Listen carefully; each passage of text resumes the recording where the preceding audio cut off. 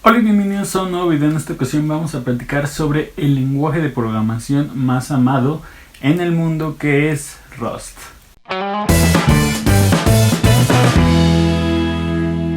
Rust es uno de los lenguajes de programación, digamos, más nuevos en estos últimos años y me sorprende la cantidad de posts que encuentro sobre las ventajas de utilizar Rust. Entonces en este video les voy a explicar un poco qué significa este lenguaje de programación en el mundo del desarrollo y si nos conviene aprenderlo o no en este 2019.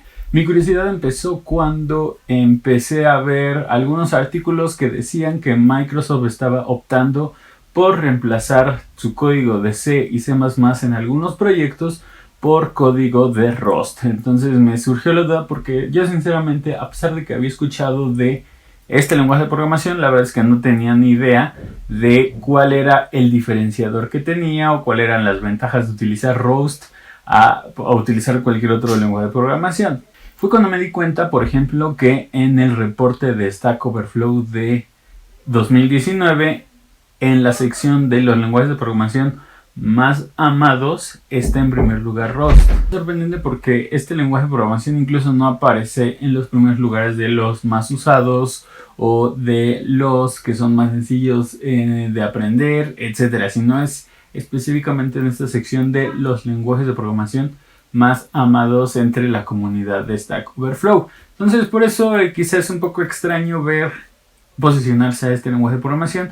Vamos a ver qué ofrece que ningún otro lenguaje de programación tiene, por lo cual muchos desarrolladores les gusta programar, les gusta usarlo, desarrollar sistemas o aplicaciones con él. En primer lugar, hay que entender que este lenguaje de programación fue creado por la fundación de Mozilla, los mismos que crearon el navegador de Firefox. Entonces podemos ver un poco que este lenguaje se creó, o la primera vez que se escuchó de él fue hace unos 9 años, allá por el 2010. Entonces realmente no es un lenguaje de programación muy viejo, a diferencia de C, C++, Java, Python siquiera, porque este lenguaje solo tiene 9 años. Y lo más interesante es que en esos 9 años, a pesar de no ser posicionado como un lenguaje de programación muy usado, sí es muy querido por aquellos desarrolladores que lo utilizan. Este es un ejemplo de una aplicación sencilla en Rust, en donde podemos ver un poco la sintaxis y vamos a ver que hay cosas muy semejantes a lo que tenemos con C, C++. Por ejemplo, el tema de incluir las librerías. Se parece mucho la definición a lo que utilizamos en C++.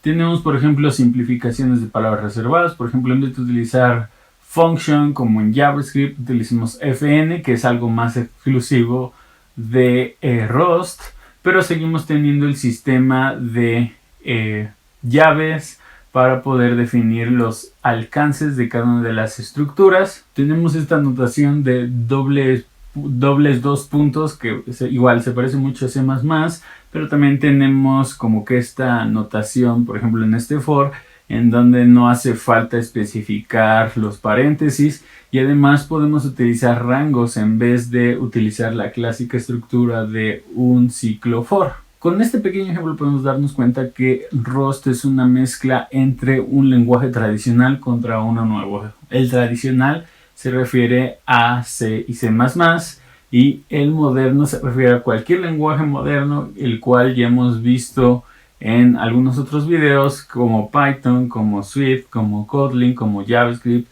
etc. Es decir, lenguajes que ya están adoptando nuevas terminologías o nuevas formas de programar mucho más sencillas y amigables para el usuario. Y aquí entra algo interesante con el lenguaje de Rust. Nosotros podemos catalogar los lenguajes de programación, digamos, en dos partes: aquellos que administran la memoria de forma manual o aquellos que la administran de forma automática. Esto significa que tienen un garbage collector. Cuando nosotros, por ejemplo, hablamos de C y C++, estamos hablando de un lenguaje de programación el cual administra la memoria de forma manual, y esto se traduce en utilizar punteros. Es decir, si tú quieres acceder a una memoria, asignar memoria para una nueva variable o para un nuevo objeto, lo tienes que asignar de forma manual. Tú tienes que asignar la memoria, crear el objeto, usar el objeto y después liberar esa memoria. De esa forma, es que, por ejemplo, C y C++ son muy útiles en cuanto a aplicaciones de sistemas en donde necesitas eficientar el uso de memoria al máximo porque tú tienes el control total. Cuando hablamos de temas que tienen que ver con administrar memoria de forma automática, estamos hablando de un garbage collector. El caso más popular es Java, el cual, digamos, el garbage collector no es como tal algo que ves tú a nivel de código, sino es algo que hace Java en el fondo para poder administrar la memoria. Y si tú creas una variable y la dejas de usar, el garbage collector sabe que tiene que liberar esa memoria o dejarla ahí dependiendo del contexto en el que está corriendo tu aplicación. Entonces, digamos, está la parte manual y la parte automática. Rust entra en la parte manual. ¿Esto qué quiere decir? Que tú eres el dueño de la administración de la memoria. Sin embargo, una diferencia muy grande entre C y C++ es que Rust incluye, claro, el manejo de memoria, pero mecanismos adicionales de seguridad que le permiten, por ejemplo, no apuntar a ubicaciones de memoria que no existen o que están protegidas, o no apuntar en un espacio fuera de la memoria reservada. Es decir, ya algo que por ejemplo C y C++ tenían de problemas es eso, que si tú no sabes administrar memoria, puedes llegar a tener apuntadores nulos que apunten a algo que no existe. Y en Rust esto se te facilita porque ya la compilación te incluye, digamos, una capita intermedia de administración, digamos, un poco más automática, pero sigue siendo manual el uso. ¿Qué tan rápido puede correr Rust a comparación de C o C++?